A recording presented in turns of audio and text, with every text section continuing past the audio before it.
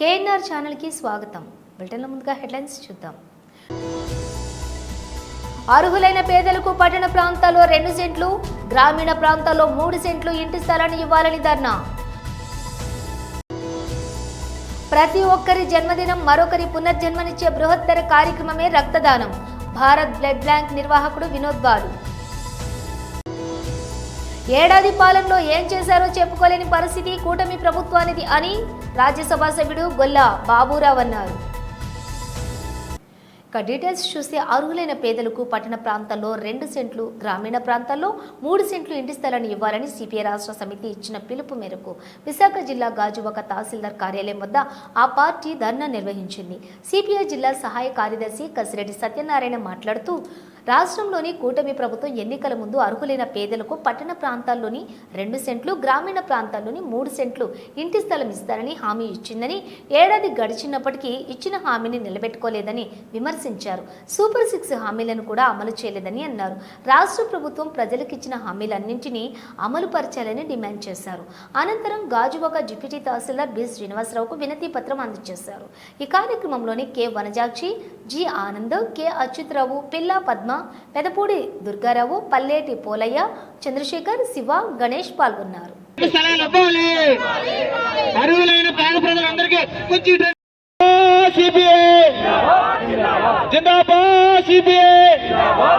అర్హులైన పేద ప్రజలందరికీ పట్టణంలో 2 సెంట్లు భూమి ఇవ్వాలి. అర్హులైన పేద ప్రజలందరికీ పట్టణంలో 2 సెంట్లు పూర్తయిన టిట్కో ఇళ్లు వెంటనే అందజేయాలి. గతంలో వైసీపీ ప్రభుత్వం ఇచ్చిన 1 సెంటుకు బదులు 2 సెంట్లు భూమి ఇవ్వాలి. అర్హులైన పేద ప్రజలందరికీ పట్టణంలో 2 సెంట్లు స్థలాలు ఇవ్వాలి. అర్హులైన పేద ప్రజలందరికీ పట్టణంలో 2 సెంట్లు స్థలాలు ఇవ్వాలి. ఇళ్ల స్థలాలు ఇచ్చేంత వరకు పోరాడతాం. ఇళ్ల స్థలాలు ఇచ్చేంత వరకు పోరాడతాం. అర్హులైన పేద ప్రజలందరికీ 2 సెంట్లు భూమి ఇవ్వాలి. అర్హులైన పేద ప్రభుత్వం ఇచ్చిన ఎలక్షన్ ముందు ఇచ్చినటువంటి హామీలు అమలు జరపమని భారత కమ్యూనిస్ట్ పార్టీ రాష్ట్ర వ్యాప్తంగా ఈ రోజున ప్రతి ఎంఆర్ ఆఫీస్ దగ్గర నిరసన కార్యక్రమాన్ని చేస్తూ ఉన్నాం, ధర్నా కార్యక్రమం చేస్తూ ఉన్నాం. ఏదైతే ఎలక్షన్ ముందు మహాశక్తి పేరుతో ప్రతి మహిళకు 18 సంవత్సరాల నుంచి 40 సంవత్సరాల వరకు పెన్షన్ రాదు కాబట్టి వాళ్ళకి 15,000 రూపాయలు ఇవ్వాలని ఈ ప్రభుత్వం నిర్ణయం చేసింది. ఈ రోజు వరకు కూడా వాళ్ళ మీద సర్వే జరగలేదు, 1 రూపాయి కూడా ఇవ్వలేదు. అలాగే మహిళలకు ఉచిత బస్సు అని చెప్పారు, అది అమలు జరగలేదు. ఉచిత బస్సు అమలు జరగలేదు. అందరూ ఆటోల మీద నడిచి ప్రయాణం చేసే మహిళలు చాలా ఇబ్బంది వస్తూ ఉన్నారు. హామీ నిలబెట్టుకోవడంలో విఫలమైంది ప్రభుత్వం. అలాగే ప్రతి ఇంటికి 3 గ్యాస్ సిలిండర్లు ఇస్తూ ఉన్నారు. ఈరోజు అంతకుముందు ఏదైతే గ్యాస్ సిలిండర్ ఇచ్చారో అదే అమలు జరుగుతూ ఉంది. అలాగే ప్రతి యువకులకు ఉద్యోగాలు 35 సంవత్సరాలు వచ్చే లోపల ఉద్యోగాలను ఇస్తాం, లేదంటే వాళ్ళకి 3,000 రూపాయలు పెన్షన్ ఇస్తారన్నారు. అది కూడా అమలు జరగలేదు. ఈ సూపర్ 6 ఎక్కడికి వెళ్ళింది? ఈ సూపర్ 6 అమలు జరిపే దాంట్లో ఈ ప్రభుత్వం పరిపాలిస్తున్నటువంటి రాజ్యం పరిపాలిస్తున్న విధానాల్లో పేద ప్రజలు, మధ్య తరగతి, బడుగు వర్గాలు, బలహీన వర్గాలు ఇంకా వీళ్ళు మేము తిరిగాము, చూసాము, మేము అమలు జరుపుతామని చెప్పినటువంటి జనసేన పార్టీ వారు కానీ, అలాగే తెలుగుదేశం పార్టీ వారు కానీ, కూటమి ప్రభుత్వం బీజేపీ కానీ కనబట్లే. అలాగే టిడ్కో ఇల్లు గతం ప్రభుత్వం మోసం చేసింది మిమ్మల్ని అందరినీ కూడా. అందువల్ల ఈ టిడ్కో ఇల్లు నిర్మాణం కాలేదు. 2019లో ఇంకా ఒక 5 సంవత్సరాలు మాకు ఇచ్చిన అమలు జరుపుతా ఉన్నారు. మళ్ళీ మీరు వచ్చి ఈరోజు వైఎస్ఆర్పీ పార్టీ వద్దని, తెలుగుదేశం పార్టీ కూటమి ప్రభుత్వం కావాలని, మా యొక్క టిడ్కో ఇల్లు కూడా పూర్తి చేయాలని చెప్పేసి ఇస్తే ఇప్పటికి దాదాపు సంవత్సరం కావస్తా ఉంది. ఇక్కడ వేసిన గంగులు ఎక్కడా ఉంది. వీళ్ళు కడుతున్నటువంటి డబ్బులు ఈరోజు సివిల్ కోర్టు తోటి, అలాగే వీళ్ళ దగ్గర బ్యాంకులు ఉండిపోయిన 91,000 రూపాయలు మార్టిగేజ్ పేరుతో ఇప్పుడు దాదాపు 200 కోట్ల రూపాయలు వసూలు చేస్తూ ఉన్నారు ప్రజల దగ్గర. ఇది డబ్బుతో ఇక్కడ కానీ పనులు మొదలుపెట్టినట్టయితే టిడ్కోలు పూర్తి అవుతాయి. అంటే పేద ప్రజల పట్ల, పేద వర్గాల పట్ల, మధ్య తరగతి పట్ల ఈ ప్రభుత్వానికి ఇంతైనా విశ్వాసం లేదనేటువంటిది ఇప్పుడు అర్థమవుతుంది. దాని మీద భారత కమ్యూనిస్ట్ ఉద్యమం చేస్తూ ఉంది. మరో ఒక ప్రక్క రేషన్ డిపోలు నిరుద్యోగులకు అందరికి కూడా వ్యాన్లు నడుపుకోమని డ్రైవర్లకు అందరికీ ఆ వ్యాన్లు వాళ్ళు సొంత పెట్టుబడితోటి వ్యాన్లు సబ్సిడీ మీద తీసుకుంటే వాళ్ళందరినీ ఇప్పుడు తొలగించారు.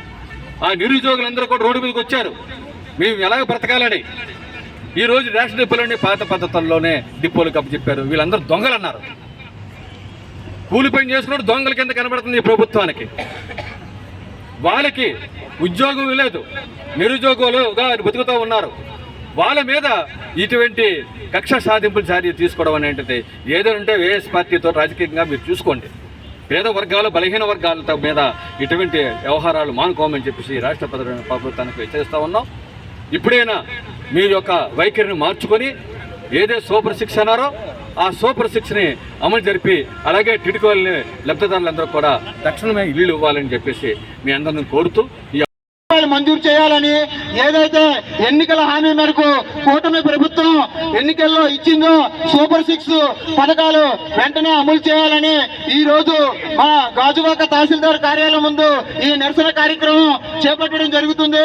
ఈ కార్యక్రమంలో జిల్లా సహాయ కార్యదర్శి కసిరెడ్డి సత్యనారాయణ గారు ముఖ్య అతిథిగా పాల్గొంటున్నారు. ఇప్పుడు జిల్లా సహాయ కార్యదర్శి కసిరెడ్డి సత్యనారాయణ ప్రతి ఒక్కరి జన్మదినం మరొకరికి పునర్జన్మనిచ్చే బృహత్తర కార్యక్రమమే రక్తదానమని వందే భారత్ బ్లడ్ బ్యాంక్ నిర్వాహకుడు వినోద్ బాలు అన్నారు. విశాఖ జిల్లా గాజువాక ప్రాంత బీజేపీ సీనియర్ నాయకుడు కిల్లాని ముసలయ్య పుట్టినరోజు సందర్భంగా బ్లడ్ బ్యాంకులోని తన అభిమానులు, ఆత్మీయులు, కుటుంబ సభ్యులతో కలిసి రక్తదానంలో పాల్గొన్నారు. అగనంపూడి ఆసుపత్రిలో రోగులకు పండ్లు, రొట్టెలు పంచిపెట్టారు. ఈ సందర్భంగా వినోద్ బాలు మాట్లాడుతూ చాలా మంది పుట్టినరోజును కేకులు, కేరింతలతో జరుపుకుంటారని, దానిలో ఎలాంటి మానవత్వం కనిపించదన్నారు. రక్తదానం ద్వారా మరొకరికి ప్రాణదానం చేయొచ్చనే నినాదాన్ని నమ్ముతూ ఇటీవల కాలంలో రక్తదానానికి ముందుకు వస్తున్నారని చెప్పారు. ఈ కార్యక్రమంలోని జిలకర్ర, రమణ, భువనేశ్వరి తదితరులు పాల్గొన్నారు.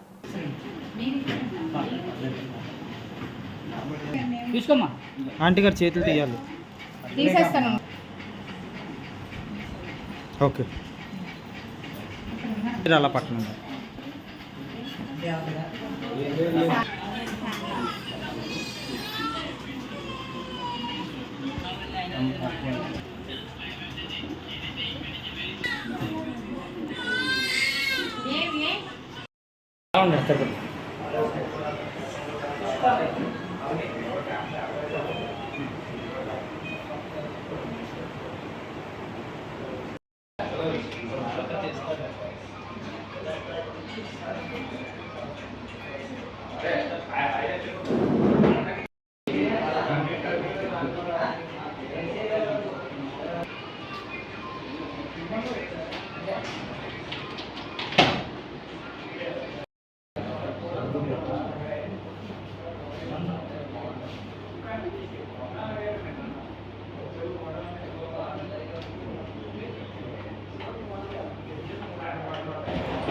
నమస్కారం. ఈరోజు గాజువాకలో వందే భారత్ బ్లడ్ బ్యాంక్లో బీజేపీ సీనియర్ నాయకులు ముసలయ్య గారి జన్మదిన సందర్భంగా ఈరోజు ఏర్పాటు చేస్తున్న ఈ రక్తదాన శిబిరం అంటే నా దృష్టిలో ఏంటంటే తన జన్మదినం ఇంకొకరి జీవితంలో పునర్జన్మదినంగా మార్చినటువంటి ఒక మహత్తరమైన మానవీయ కార్యక్రమమే ఈరోజు ఇక్కడ జరిగిన రక్తదాన శిబిరం. ఈ రక్తదాన శిబిరంలో పాల్గొన్న ప్రతి రక్తదాతకి నా తరఫున అలాగే వందే భారత్ బ్లడ్ బ్యాంక్ తరఫున అన్ని ఎన్జిఓస్ తరఫున ప్రత్యేకమైన ధన్యవాదాలు తెలియజేసుకుంటున్నాం. అదేవిధంగా ముసలయ్య గారి గురించి చెప్పాలంటే పెద్దవాళ్ళలో పెద్దవారిగా, చిన్నవాళ్ళలో చిన్నవారిగా, నాయకుడిగా అజాత శత్రువుగా కామ్గా ఉంటూ ఎన్నో సేవా కార్యక్రమాలు చేస్తూ, ఎందుకంటే క్రిందటి సంవత్సరం కూడా ఇదే రోజున భారీ స్థాయిలో అతను ఒక రక్తదాన శిబిరం చేసి ఎన్నో ప్రాణాలు కాపాడడానికి కారణమయ్యారు. అలాంటి మంచి కార్యక్రమాలు చేసే ఇలాంటి వ్యక్తులు నిన్ను నూరేళ్ళు సుఖ సంతోషాలతో ఆయుర ఆరోగ్యాలతో ఉండాలని ఆ శక్తిని ఆ దేవుడు ప్రసాదించాలని సందర్భంగా కోరుకుంటూ ఒకసారి అతనికి మా అందరి గాజువాక నియోజకవర్గంలో మరి నా జన్మదిన వేడుకలు పిఏఎన్ షార్ట్పుట్ ట్రస్ట్ ఆధ్వర్యంలో ఇక్కడ వందే భారత్ బ్లడ్ బ్యాంక్లో జరుగుతున్నాయి. మరి ఈ కార్యక్రమంలో పెద్దలు, నాయకులు, సీనియర్ గుప్పిడి సంకటరావు గారు, మరి వినోద్ బాలు గారు, జిలకర్ర రమణ గారు, భువనేశ్వరి గారు, వరలక్ష్మి గారు అందరూ కూడా వచ్చి నా జన్మదిన వేడుకలు ఇక్కడ కేక్ కట్ చేశారు. మరి అదేవిధంగా రక్తదాతలందరూ కూడా మరి ఒక ప్రాణాన్ని కాపాడాలంటే ప్రతి ఒక్కరు కూడా రక్తం ఇచ్చి వారు వేరొకరు ప్రాణాన్ని కాపాడుతారు. అలాంటి విషయాల్లో ఇక్కడికి వచ్చి మరి రక్తం ఇచ్చిన వారందరూ కూడా నా జన్మదిన వేడుకలు పాల్గొని అందరూ కూడా శుభాకాంక్షలు తెలియజేస్తున్నాను. అందరూ కూడా మరి ఇక్కడ కార్యక్రమంలో చాలామంది మరి కోన చిన్నప్పరావు గారు, దీపక్ గారు అందరూ కూడా వచ్చారు. వారికి కూడా శుభాకాంక్షలు తెలుపుతూ నా తరఫున అందరూ కూడా బ్లడ్ ఇచ్చిన వారందరూ కూడా నూనెలుగా ఎదగాలి. ప్రతి సంవత్సరం కూడా ఈ కార్యక్రమంలో మరి జరుగుతున్న బ్లడ్ క్యాంప్ కానీ, మెడికల్ క్యాంప్ కానీ ఏ విధమైన కార్యక్రమం, సేవా కార్యక్రమాలు జరుపుకుంటున్నాం. అదేవిధంగా మరి పోయిన సంవత్సరం అయితే మరి మా ఇంటి దగ్గర జన్మదిన వేడుకలు జరుపుకున్నాము. అదేవిధంగా ఈరోజు మరి ఇక్కడ మరియు అగనపూడి హాస్పిటల్ కూడా వెళ్తున్నాము. అక్కడ కూడా కార్యక్రమాలు ఉంటాయి. సాయంత్రం కూడా మరి గ్రామస్తులు కూడా అక్కడ కార్యక్రమం కూడా చేస్తున్నాం. ఆ కార్యక్రమం పాల్గొని అందరూ కూడా సుఖంగా ఉండాలి. నా తరఫున, మా మిస్సెస్ తరఫున అందరూ కూడా ధన్యవాదాలు తెలుపుకుంటున్నాం. జై హింద్, జై భారత్. జీవీఎంసీ 65వ వార్డు వాంబే కాలనీ కొండపై కొలువైన శ్రీదేవి భూదేవి సమేత శ్రీ వైకుంఠ వెంకటేశ్వర స్వామి ఆలయంలో ఈ నెల 6వ తేదీ శుక్రవారం నాడు ధ్వజస్తంభ నిర్వహణ అత్యంత వైభవంగా నిర్వహించడం జరుగుతుందని ఆలయ చైర్మన్ దొడ్డి రమణ, ధర్మకర్తల మంత్రి మంజుల తెలిపారు. ఈ మేరకు ఆలయ ప్రాంగణంలో మీడియా సమావేశం నిర్వహించారు. అనంతరం అతిథుల చేతుల మీదుగా పోస్టర్ ఆవిష్కరణ జరిగింది. ఈ సందర్భంగా వారు మాట్లాడుతూ 2 రోజుల పాటు అంకురారోహణ, ధ్వజ పతాక ప్రతిష్ఠ, మంత్ర పుష్పం వంటి విశిష్ట పూజలతో మొదలై 6వ తేదీ శుక్రవారం ఉదయం 7 గంటలకు 47 నిమిషములకు ధ్వజస్తంభ యంత్ర ప్రతిష్ఠ మహోత్సవం శ్రీ శ్రీ శ్రీ శ్రీనివాసానంద సరస్వతి స్వామి ఆంధ్రప్రదేశ్ రాష్ట్ర సాధు పరిషత్ అధ్యక్షులచే అత్యంత వైభవంగా జరుగుతుందని అన్నారు.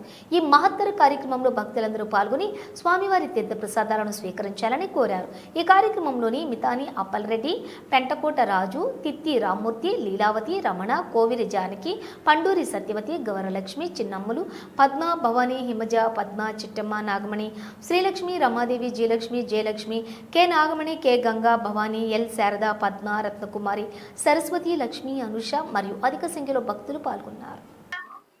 నాగిరెడ్డి గారిని, అలాగే గూడువాడ అమర్నాథ్ గారిని, వంశీ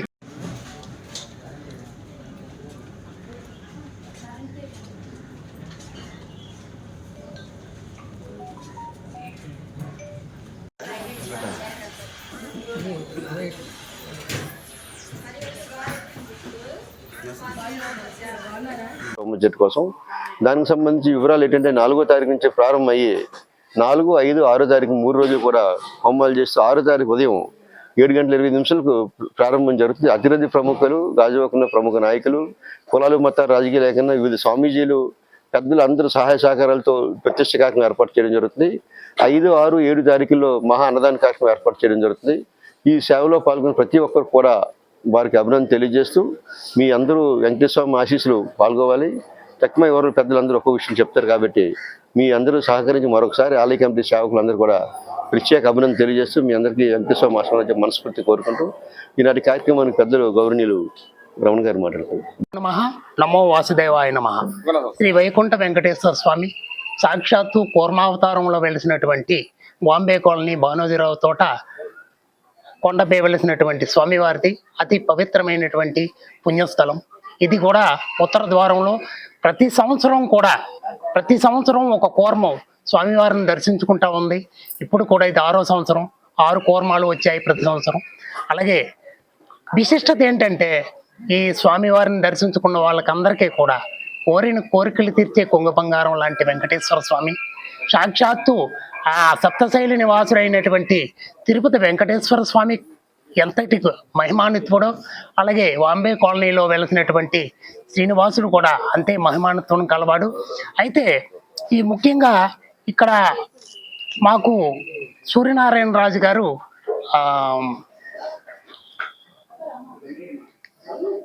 ప్రతిష్ఠ చేస్తున్నారు. ధ్వజస్తంభానికి కావలసినటువంటి కర్ర సామిద చెట్టు. ఈ సామిద చెట్టు అనేది సర్వసాధారణంగా ఎక్కడ కూడా దొరకదు. అతి పవిత్రమైనటువంటి సామిద చెట్టు. స్వామివారు ఈ సామిద చెట్టుకి ఎట్లాంటి వరం ఇచ్చారంటే, స్వామివారు లక్ష్మీదేవి అలిగి భూలోకం వచ్చేసినప్పుడు ఆమెను ఎత్తుక్కుంటా వైకుంఠ ద్వారం నుండి స్వామివారు ఎతుకుతూ భూలోకం వచ్చినప్పుడు ఎక్కడా నీడ లేకపోతే ఈ సామిద చెట్టు నీడనే స్వామివారు సేద తీరారు.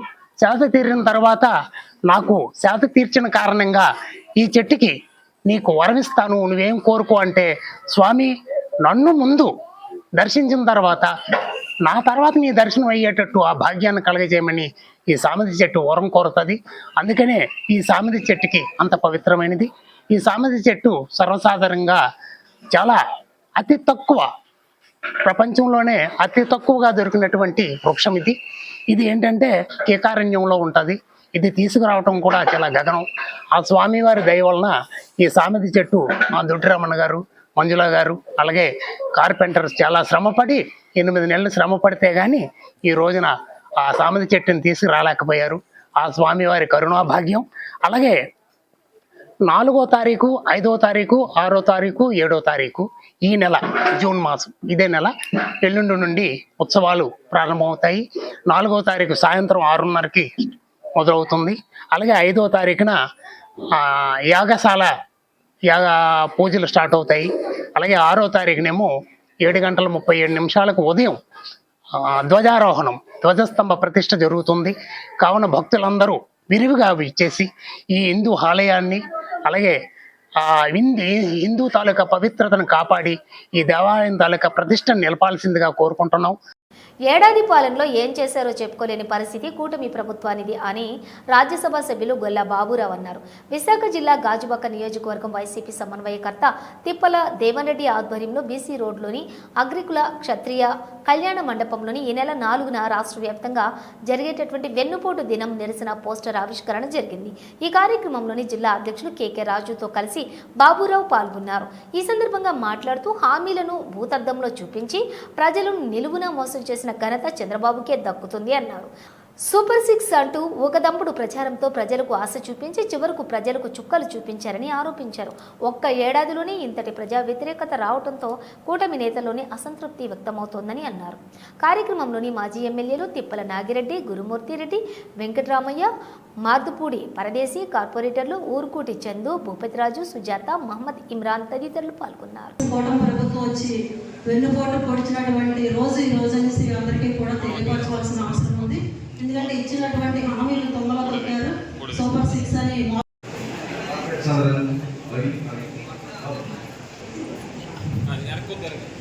అని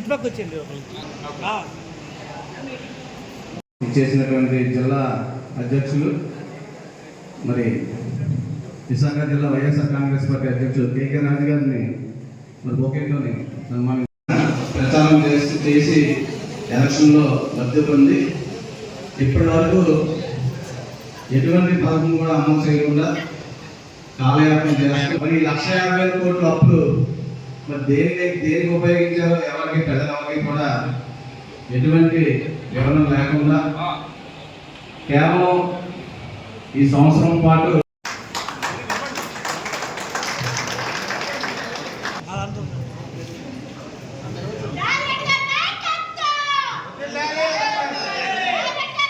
సభ్యులు గతంలో నాగిరెడ్డి గారి ఆధ్వర్యంలో వైఎస్ఆర్ పార్టీ ప్రభుత్వం అనేక కార్మికుల కోసం కష్టపడి పనిచేసింది. కానీ ఇప్పుడు ఈ కోటి నాయకత్వాన్ని మనం ప్రతిపక్షంలో ఉన్నాం. స్వపక్ష నాయకుడిని ఎదిరి జగన్మోహన్ రెడ్డి గారు అధికారంలో ఉండేటప్పుడు ఇటు స్టీల్ ప్లాంట్ ఎంప్లాయీస్ కానీ కార్మికులు కానీ ఎటువంటి ఇబ్బంది కలగకుండా ప్రతి నెల మనం మళ్ళీ జగన్మోహన్ రెడ్డి గారిని ముఖ్యమంత్రి చేసుకుంటేనే ఈ పేదవర్గానికి అనేక పథకాలు వస్తాయి. లేకపోతే రాష్ట్రం బాగుపడాలన్నా, అరాచకాలు తగ్గాలన్నా, లేకపోతే ఇంకా సుపరిపాలన రావాలన్నా మనకి మాత్రం జగన్మోహన్ రెడ్డి గారి శరణ్యమని ఈరోజు రాష్ట్ర ప్రజలందరూ కూడా 5 కోట్ల మంది కూడా భావించుకుంటూ వింటున్నాం. నేను ఢిల్లీలో ఉన్నాను ఈ మధ్య కొన్ని రోజుల్లో, అంటే చాలా కాలం ఉంటాను. అక్కడ ఉన్నప్పుడు చాలా మంది హిందీ వాళ్ళు మీ జగన్ గారు ఎందుకు ఓడిపోయాడు అని చెప్పి అడుగుతున్నారు. సార్ మీరందరూ కూడా 2,75,000 కోట్ల రూపాయలు మరి పేద ప్రజలకు పంచాడు. మరి ఎందుకు ఓడిపోయాడంటే దానికి డబుల్ త్రిబుల్ ఇస్తానని చెప్పి మోసం చేసాడు చంద్రబాబు నాయుడు. మరి ఆయన మోసగాడా? 2,75,000 కోట్ల పంచినటువంటి నిజమైనటువంటి చిత్తశుద్ధి నాయకుడు మోసగాడా అని అడిగితే, అరే ఈ విషయం మాకు తెలియదే, ఇంత దారుణమైన మోసం చేస్తాడా చంద్రబాబు నాయుడు అని చెప్పి వాళ్ళు కూడా ఈ రోజున అర్థం చేసుకుంటున్నారు. ఈ రోజున మోసం చేసినటువంటి మనిషిని ఒక రోజు కాకపోయినా 2 రోజులకైనా 2 సంవత్సరాలకైనా అర్థం చేసుకునేటువంటి అవకాశం ప్రజలకు వస్తుంది. మోసపోయిన వాళ్ళకు కూడా అది అర్థమవుతుంది. కాబట్టి దయచేసి మనమందరం కూడా రేపు 4వ తారీఖున ప్రజల్లో మనం చైతన్యపరిచి ఎక్కువ మందిని ఈ యొక్క కార్యక్రమంలో పాల్గొనేటట్టు చేస్తే ఖచ్చితంగా ఆ మెసేజ్ ఇంకా ఎక్కువ మంది ప్రజలకు వెళ్తుంది. ఇంకా ఎక్కువ మంది అర్థం చేసుకుంటారు. ఈ ప్రభుత్వాన్ని ఎప్పుడు మరి ఏ రకంగా మరి వ్యతిరేకంగా ఓటు వేయాలో ముందుగానే డిసైడ్ చేసుకుంటారు. జనరల్ గా ఏ ఎలక్షన్ లో కూడా ముందు ఒక 4 రోజుల ముందు లేదా 2 నెలల ముందు వాడు అర్థం చేసుకుంటారు. కానీ ప్రత్యేకంగా ఈసారి తెలుగుదేశం గవర్నమెంట్ మీద 4 సంవత్సరాల ముందే మా కర్మ మీరు చేసినటువంటి మోసం, మేము చేసినటువంటి ఈ విషయానికి మేమే బలైపోయాం. కాబట్టి మళ్ళీ మనకి ఈ పథకాలు రావాలి. ప్రతి ఒక్కరు నిజంగా చెప్పాలంటే ఒక్కొక్క మహిళ అకౌంట్ లో 2 లక్షలు 3 లక్షలు. మనందరికీ కూడా తెలుసు, ఎన్నికలకి ముందు ఈరోజు చంద్రబాబు నాయుడు గారు ఏ విధంగా అధికారంలోకి రావడం కోసం ఎలాంటి వాగ్దానాలు ఇచ్చారు, ఎలాంటి మేనిఫెస్టోను రూపొందించారు, ఏ విధంగా ప్రచారం చేశారనేది మనందరికీ కూడా తెలిసిందే. అన్నింటికంటే కూడా ముఖ్యంగా ఈరోజు వైఎస్ఆర్ కాంగ్రెస్ పార్టీ కుటుంబ సభ్యులుగా మనందరం కూడా మన నాయకుడికి జగన్మోహన్ రెడ్డి గారికి, మన నాయకుడు జగన్మోహన్ రెడ్డి గారికి చంద్రబాబుకి ఉన్న వ్యత్యాసాన్ని ఈరోజు ప్రజలందరూ కూడా ప్రజలకు తీసుకెళ్లాల్సిన అవసరం ఉంది. ఎందుకంటే మన రాజకీయాల్లోకి వచ్చిన ప్రతి ఒక్కరు ప్రజలకి ఏదో ప్లాట్ఫామ్ ద్వారా ఒక రాజకీయ పార్టీ ద్వారా మన ప్రజలకు సేవ చేయాలనే ఉద్దేశంతో మనందరం కూడా రాజకీయాల్లోకి వస్తాం. విభజన ఆంధ్రప్రదేశ్ రాష్ట్రంలో 2014లో జరిగిన మొట్టమొదటి ఎన్నికల్లో ఆ రోజు ఇదే జనసేన, ఇదే బీజేపీ, ఇదే తెలుగుదేశం పార్టీ కూటమి ఏర్పాటు అయ్యి చంద్రబాబు నాయుడికి అనుభవం ఉంది. చంద్రబాబు నాయుడికి అధికారం ఇస్తే ఈ రాష్ట్రాన్ని అన్ని రంగాలను కూడా అభివృద్ధి చేస్తాం. ఈ రాష్ట్రంలో నిరుద్యోగ యువకులకు ఉపాధి కల్పిస్తాం. బాగా వస్తే జాబ్ వస్తుందని చిత్తూరు నుంచి ఇచ్చాపురం వరకు కూడా రాతుల రాష్ట్రంతో పాటు అమలుగా హామీలు, రైతు భరోసా లాంటి హామీలన్నింటినీ కూడా ఇచ్చి ఆ రోజు వచ్చి అధికారంలోకి వచ్చిన తర్వాత 2014 నుంచి 2019 వరకు కూడా నిర్లక్ష్య ధోరణితో కేవలం అమరావతి గ్రహంలో పడి ఈ రాష్ట్రాన్ని పరిపాలించడం విఫలం చెంది ప్రజలందరూ కూడా కష్టాల్లో ఉన్నప్పుడు ఆ రోజు 2014లో వైఎస్ఆర్ కాంగ్రెస్ పార్టీ అధికారంలోకి రాకపోయినా జగన్మోహన్ రెడ్డి గారు గౌరవప్రదమైన ప్రతిపక్ష నాయకుడిగా ప్రజల పక్షాన నిలబడి అసెంబ్లీలో ఎన్నో పోరాటాలు చేయడం జరిగింది. ఎన్నో రకాలుగా అప్పుడు ముఖ్యమంత్రి చంద్రబాబు నాయుడు ప్రశ్నించడం జరిగింది. జగన్మోహన్ రెడ్డి గారు ఎన్ని ప్రయత్నాలు చేసినా చంద్రబాబు నాయుడు పెడచెవిన పెట్టి ఈ రాష్ట్ర ప్రజల కష్టాలు ఉన్నప్పుడు జగన్మోహన్ రెడ్డి గారు ఈ రాష్ట్ర ప్రజలందరూ కూడా ధైర్యాన్ని ఇవ్వాలి, వాళ్ళకు మనోధైర్యాన్ని ఇవ్వాలనే ఉద్దేశంతో ఆ రోజు 2017 నవంబర్ 6వ తారీఖున అసెంబ్లీ నుంచి బయటకు వచ్చి ఇడుపులపాయ నుంచి ఇచ్చాపురం వరకు కూడా 3640 కిలోమీటర్ల సుదీర్ఘ పాదయాత్ర జగన్మోహన్ రెడ్డి గారు చేయడం జరిగింది.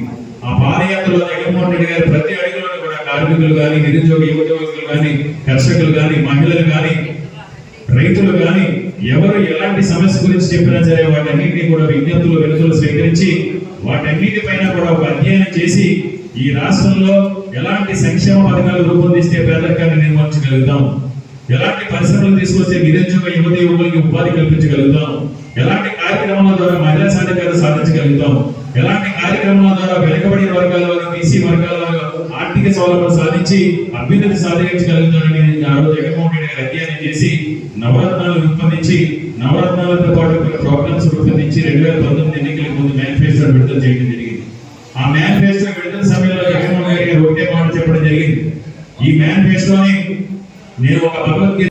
బులెటిన్ ముగించే ముందు హెడ్లైన్స్ మరోసారి.